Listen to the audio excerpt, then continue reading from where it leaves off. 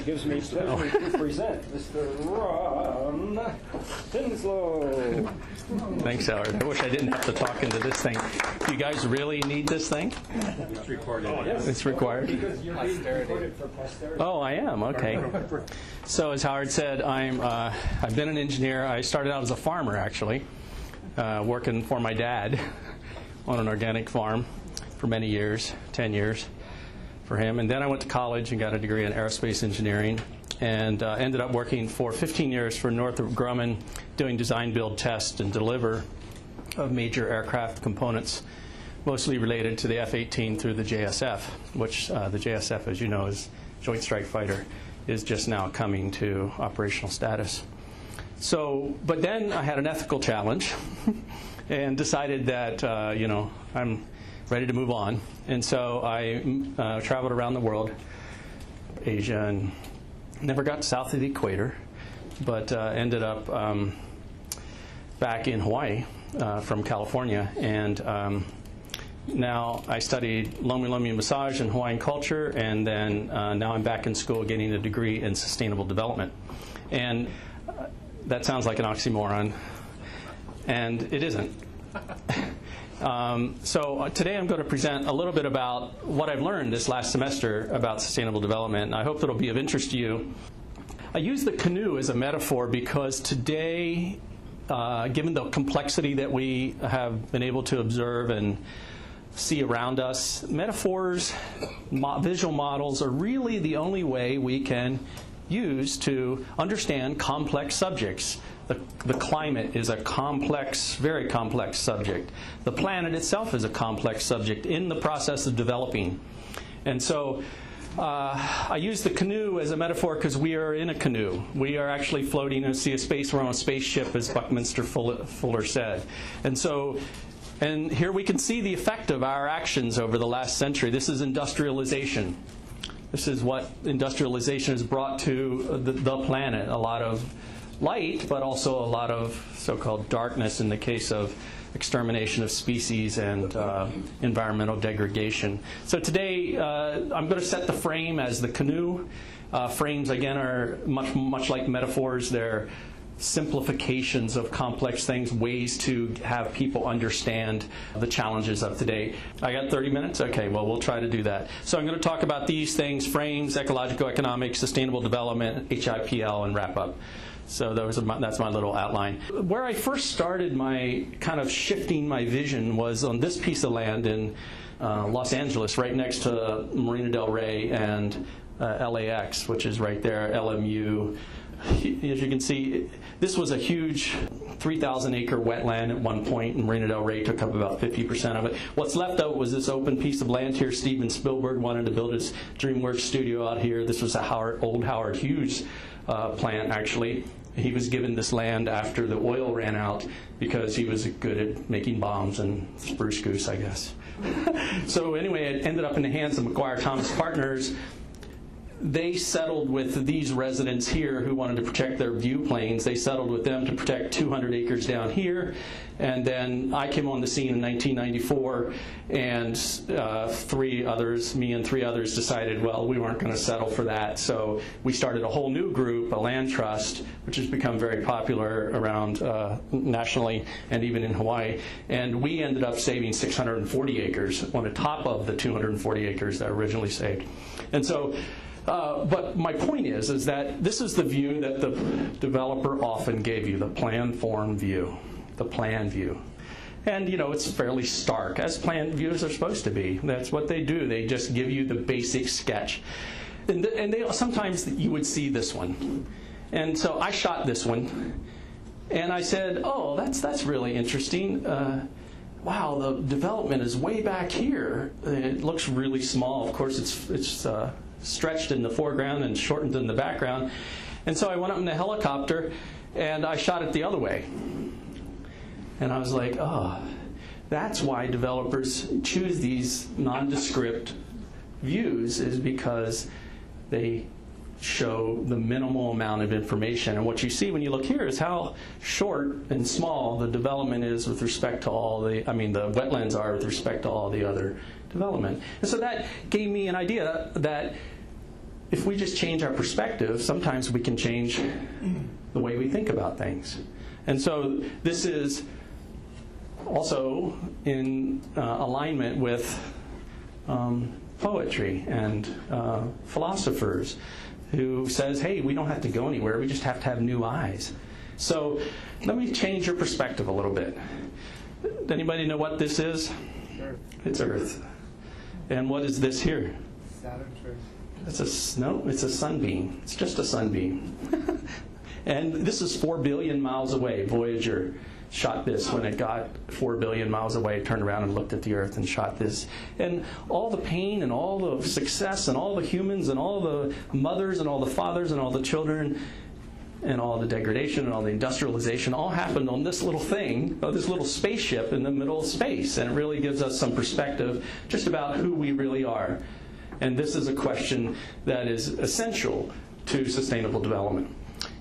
This picture spawned Earth Day, spawned a whole environmental movement in the United States. This was 1968 as the spacecraft came around the moon. And you often see this the other way around with the Earth on top. But this is the real orientation of what happened. The spacecraft was coming around the moon like this and came out and shot this image. This is the first image that people had seen of the Earth.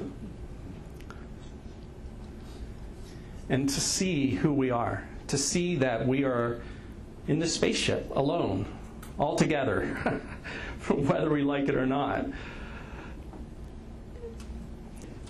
I worked on this movie a few years ago, Lost, and Lost, again, was about a spaceship. It was about people lost on an island, and they were trying to figure out what to do.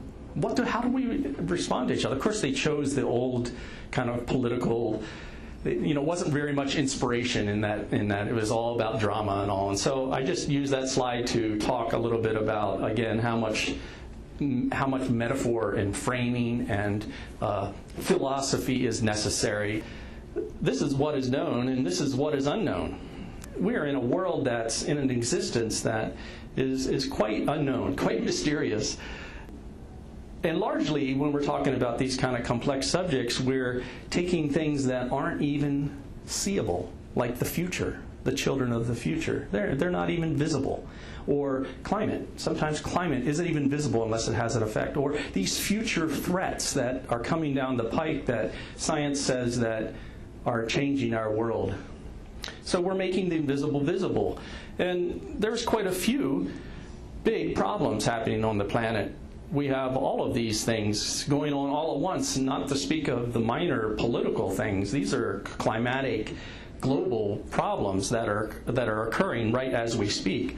And so the question is, how do we adapt? How do we respond? Who are we in this set of problems that are coming? And what are we going to do about it? And that's what sustainable development is about. It's an answer to what are we going to do about it. Any one of these can change our lives dramatically, and they're all happening at the same time. And Paul Hawkins says, at present we are stealing the future, selling the present, and calling it gross domestic product. We can just as easily have an economy that is based on healing the future instead of stealing it. We can either create assets for the future or take the assets of the future. And basically, our economic system today is the process of transferring assets from the future to the present so that we can consume them. That's what debt does. Debt is that process of stealing from the future. So he says it's just as easy, and many people say that if we just change our focus, and this is what sustainable development says we can do. We just change our focus from this consumptive way to another way. And so we're going to talk a little bit about that. Again, E is equal to mc squared. You got energy, mass, light. This is energy, this is mass. And this is meaning. So if we just change our focus, we just change the way we look at things, the things we look at will change. This, I don't know if you guys recognize this. This is a chart that came out in the 70s from the Limits of Growth. And they were taking, this was punch card computer days, which many of you remember. I even got in on the tail end of punch cards. They used punch cards to run computer programs to project out into our time frame, 2000, 2010, 2011 time frame, what was going to happen with all these different variables: industrial output, population, food, pollution, resources. And they showed that there was a peak. And the main thing to look at here is that there's a peak right around 2020, 2010, and then a sudden drop-off either in population or in food or in pollution peak somewhat later. So these are well known. This is the Club of Rome, as you may know. And so we have these concept of limits, which isn't built into our economic system or even into our industrial development model. And there's these problems, the most of which probably is institutional delays, like government. How do institutions respond? Over what time period do they respond? How do they respond when they're ritualistic and slow-moving, when the world is moving in an exponential way? And so one of these ways that Howard and others may be very well familiar with is footprint analysis. How do we understand what our footprint is? This is a population curve that you may be familiar with or not, but I'm going to run quickly through it. First modern humans came on the planet in 160,000 BC, so to speak. Could be Adam and Eve, if you believe. And then it took almost 160,000 years to get to 250 million people. But it only took another 1,400, 1,500 years to get to 500 million. And then you can see what the power of exponential really means. 1776, when this nation of America was founded. 2007 and 2011, just November, we passed the 7 billion mark. So in 4 years, the population of the United States today was born and expressed on this planet just in 4 years. So that's the power of exponential. And population demographers say that by 2050 we'll hit 9 billion, and you might notice that there's a flattening out of population there. And I don't know if you might understand what that means, but that means a lot of people are going to die or not be born, one of the two. And so the question is, now that we're here at 2011, how do we respond to that? What are our choices going to be?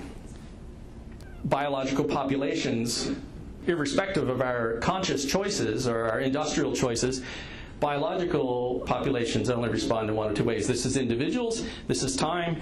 The region or the ecology has a carrying capacity. In other words, the maximum number of population that can be supported within that region. One particular type responds this way, rabbits. They go exponentially grow, they overshoot their population, their carrying capacity, and then they crash, and then they drop, and they bounce around at the bottom until they repeat it again. Now, there's another type of population that's called K-selected, and that's an example of bears, and they go up, and they spread out, and they realize their limits.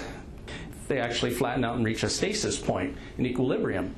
And the question is, which one are we? After all, with all this information we have today, it is a conscious choice now. We can make conscious choices about what we do because we have the information. Impact is equal to population times affluence times technology is the typical kind of way to look at it. Impact of humans is equal to population times affluence of the people, which is really directly related to fossil fuels, times the technology, which is also related to fossil fuels. This is footprint analysis. It shows that the carrying capacity of the Earth is 1. The number of planet Earths that can support us all is 1. And so somewhere around the 80s, around 85, we passed that as a whole, globally. And we're in ecological debt. In other words, the services that the Earth provides, clean water, clean air, food, all these services that the Earth provides are not being regenerated every year. In other words, it's like your taxes. Your taxes keep going up, and so the day that it takes, the amount of days it takes you to pay those taxes keeps getting longer and longer. Well, the amount of days that we begin to use up the Earth's 1 year regeneration capacity gets shorter and shorter. Right now it's in September as opposed to, say, December 31st. So in this time period, we've moved back from 3 months of the year. So you can project outwards as to where we might end up not being able to provide support services for humans. And so the question is, are we going to bend this curve down through our conscious choices through our sustainable development, bend this curve down and recross this line and end at an inflection point, end at an equilibrium point that's underneath of the biocapacity reserve of the planet? That's the question. We don't know. And yet our institutions and the way humans themselves are actually responding to these are linear. In other words, how difficult is it to get this church to do something new?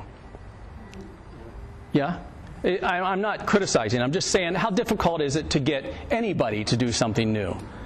We have to be convinced of it. Then we have to be shown examples. And then we have to go, okay, that's good for me. And then we got to go, okay, now how do I incorporate it in my life?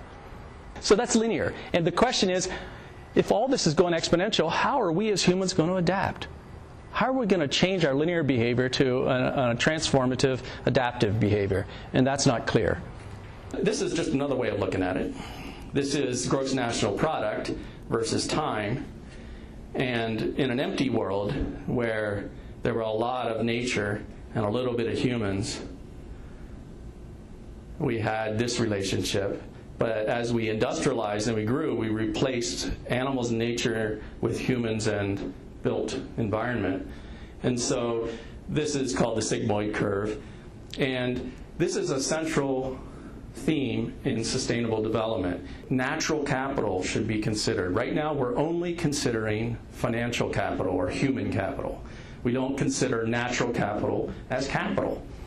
And so when natural capital is abundant, human capital is scarce, we can consume natural capital to enhance human capital. But today, we're in a different world. We're in a full world. We're not in an empty world. We're in a full world when human capital is abundant and natural capital is scarce. We must conserve and enhance natural capital because it's scarce. And so we need to make that switch. And that's one of the fundamental problems with our economic system, is that it does not recognize the value of natural capital. And to conclude, before the Earth collapses between the strain of it, will we be able to make a great big profits from its few remaining resources? Well, that seems to be what we're trying to do today, is jumpstart growth, print more money, print more debt, so that we can have growth today at the expense of tomorrow.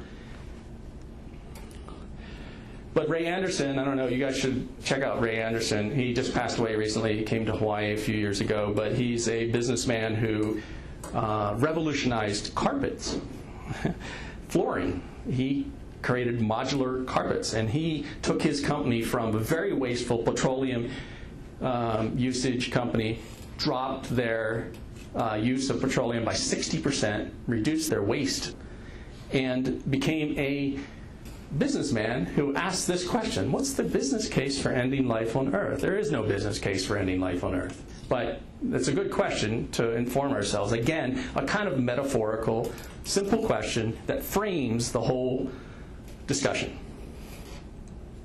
And so this is, by and large, the visual model. And I'm very much into visual models because, again, they're ways to simplify complexity.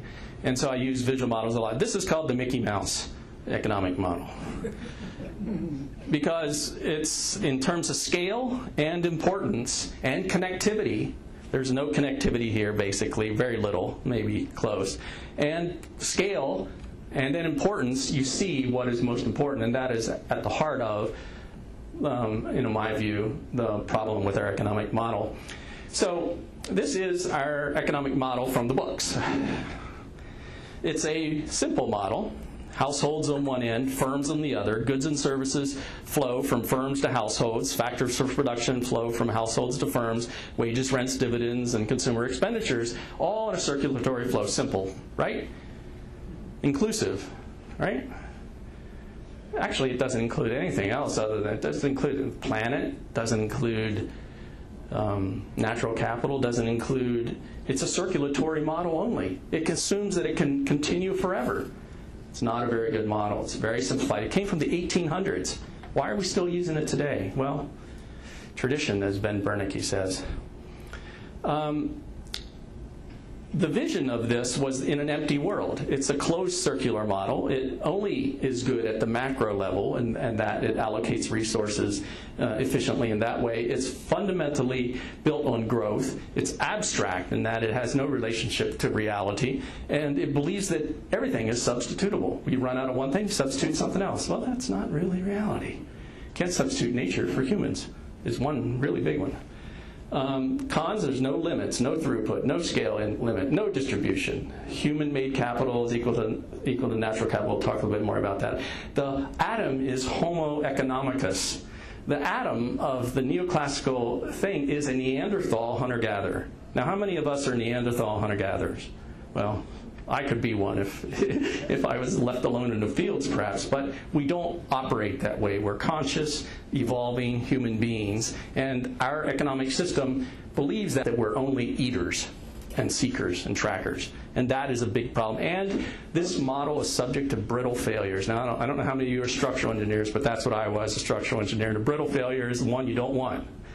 You don't want a brittle failure unless you design for a brittle failure. But you really don't want a brittle failure. You want a graceful failure that has backup. And not only that, it's corruptible. And this guy was at UNDP, and he's a very prolific writer. Yes Magazine is his magazine. Very good person if you ever get a chance to read him. Economic crisis is a moral crisis. Okay, so it's a moral crisis. Now what? Well, we got to focus on values. So how do we move towards sustainability? How do we get to the place we want to be? How do we be the people we want to be? Well, this is the definition of sustainability that came out of the 1987 Brundtland Commission. It's development that meets the needs of the present without compromising the ability of future generations to meet their own needs. Now, I highlighted these words because this is development. Snowballs grow. Humans develop. Neoclassical economy believes in snowballs and not humans, because it says growth is the ultimate metric. Future, there's no future in neoclassical economics. There's no intergenerational equity. There's only intra-generational focus. In other words, this generation is the only one that matters. And it focuses on wants, not needs. So there's two types of sustainability: weak sustainability and strong sustainability. And I just want you to know that. We don't have to talk about that in the interest of time, but I want you to know that we're not practicing strong sustainability. We're practicing weak sustainability at the moment when we talk about triple bottom line. That's weak sustainability. So this is the model for weak sustainability that you all are familiar with. People, profits, and planet.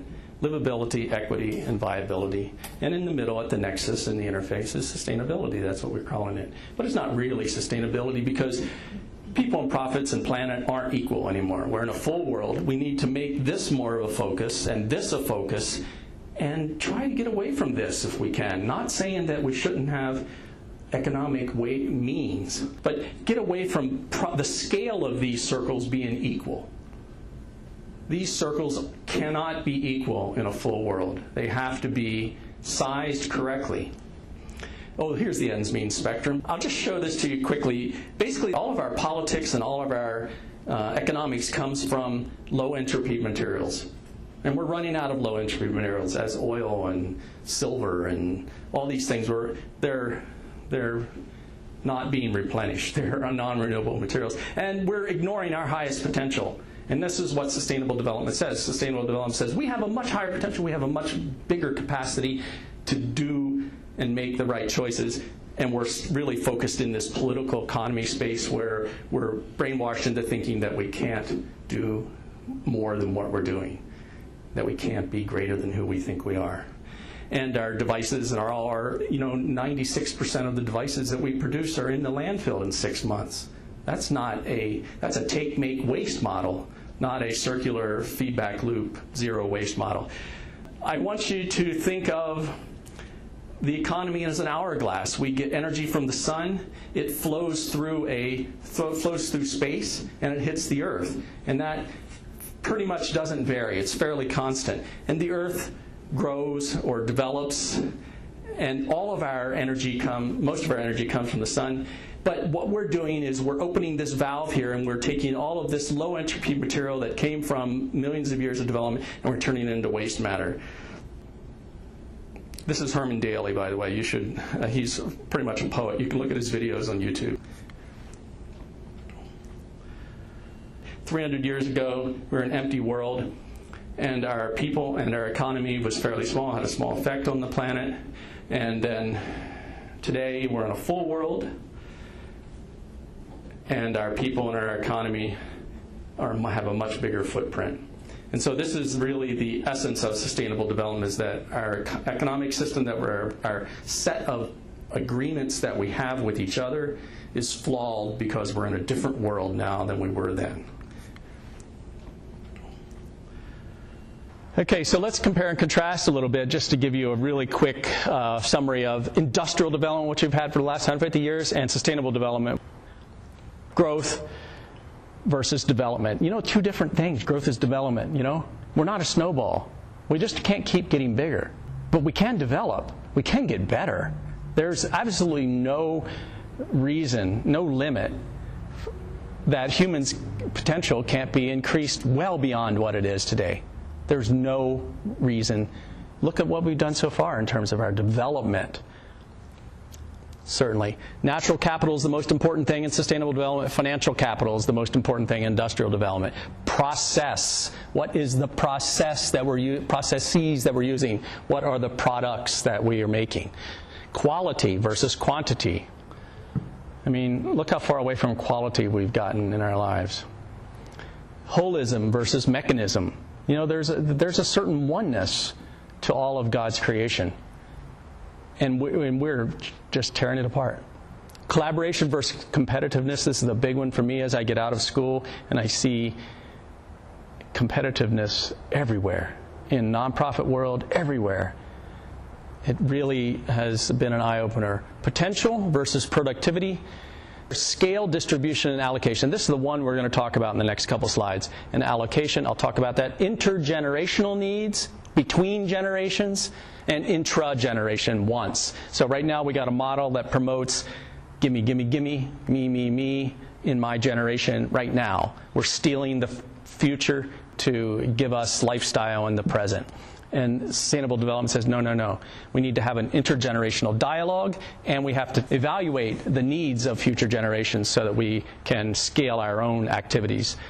And then the stronger sustainability model that I'm going to talk about is this nested model.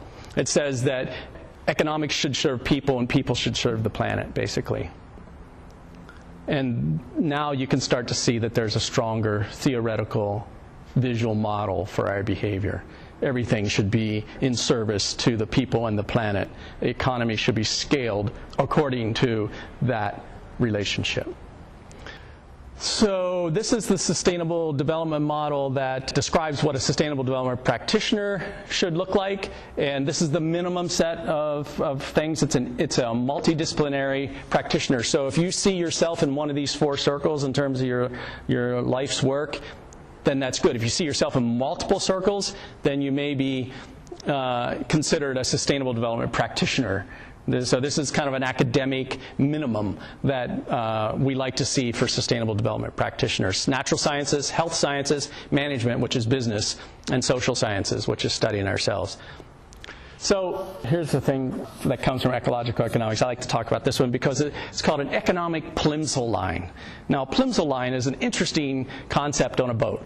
It's these lines here. It's how high can you load the boat before you end up getting it below the water line or before it's unstable. Harbor masters, the world around, wanted to know the boats that are coming into harbor, how heavy are they loaded? Number one, maybe for taxes, but number two, they didn't want any boat capsizing into harbor and blocking up their business for years and years and years. So they came up with this idea of a Plimsoll line. And this is an indication of scale. If the boat is the earth and the cargo is the people and their stuff, and the things we've converted from natural capital to human capital or to stuff capital, then we need an economic Plimsoll line. This line says, when is enough enough? How heavy can you load the boat? How much can you put in it? How is it allocated among the crew? Where is it distributed across the boat itself? We need this type of policymaking instrument in our economics, and right now we don't have that. So that's the concept of an economic Plimsoll line. And the questions we would ask here, how big is our economic subsystem relative to our canoe? How big can it be without sinking our canoe? How big should it be in order to optimize life in our canoe? So these are progressively more complicated questions that we need to ask to create this policy instrument. Biomimicry, you guys probably as engineers very interested in biomimicry. That's a huge one for kids. I always pull these slides out when I'm presenting to kids because they love this stuff. Butterfly wings, Sony's MP3 player. Totally did it when I was at Northrop. We were looking at tiger shark noses and deciding the shape for airplane, for the airplane wing. This is my favorite. The Namibian beetle takes, see that ridge down the middle of his back? He's in the desert, and he takes water that condenses on his back, and it runs down the channel right into his mouth. And so Israeli researchers figured this out, and they take these claws and they hang them in the wind, and the air comes along, the moisture hits the thing, it condenses, and it runs right down into their catchment. Adaptive strategy, we talk about forecasts. Wrong approach. We should be using backcasting. We should say, where do we want to be, and then how do we get there? When we take a trip, we don't say, okay, I forecast that I'll be in, Athens tomorrow. We say, no, I want to go to Athens. How do I get to Athens? So visioning is a really important part of this adaptive strategy called backcasting. This is my organization, Hawaii Interfaith Power and Light. We're a nonprofit. We help churches, encourage them to adopt stewardship values, energy conservation, and be more efficient and have renewable energies. We've been through great transitions before, humans, our population. We can do it again. When we discovered fire, we went through a huge transition. When we learned how to speak, boy, it changed our lives. When we developed agriculture, boy, we were really pumping out the babies then. And agriculture is really what got us to this place. And then fossil fuels. That's the only reason we're where we are today is because we got cheap energy. And the next one is what? Well, I don't know. Is it conscious evolution? We evolve in a conscious way. We make choices together. I don't know. I hope so. But we got to think outside the box, and we can't adopt this type of behavior. Okay, so the last 3 or 4 slides. There's 4 ways of looking at time, not 3 ways. It's usually past, present, future. It's actually past, present, future splits into what momentum will take us, what the future will if we continue on our path, or what we can choose, what the future should be. And so which are we going to choose? We have to decide. Because this poet, Terry Tempest Williams, is saying that our children are looking back at us from the future, whether they're visible or invisible or expressed or unexpressed. We should do it for them. So we need to ask ourselves, what's our vision, so that then we can backcast from there where we want to be, instead of saying, oh, we're doom and gloom, we're headed somewhere we don't want to be. We just say, where do we want to be? And we go there. And that's the essence of my approach to sustainable development in terms of the internal approach, because there's an internal and an external approach to sustainable development. And I encourage you to read the Earth Charter. What a great document that is. And these books. And that's it.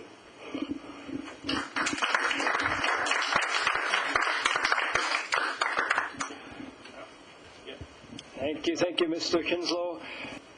One reason that EAH has lasted for 105 years, I believe it is now, is that we start on time and end on time, which is why we ended on time. And now if you will take the end of this paper and smile at that nice man, we will get your for posterity. Thank you. There we are. And this is, yes, that is for you. And since we had to rush, I know that people are just primed with questions. There's one person in this room who's going to tell you that the way to global cooling is through.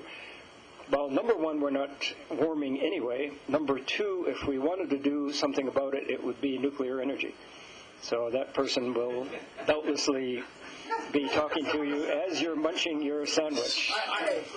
So, we officially adjourn this meeting, and you can stay around for a while. Yeah, you're going to have a lot of conversation here. Thank you so much, Mr. Kinslow. Thank you. Okay.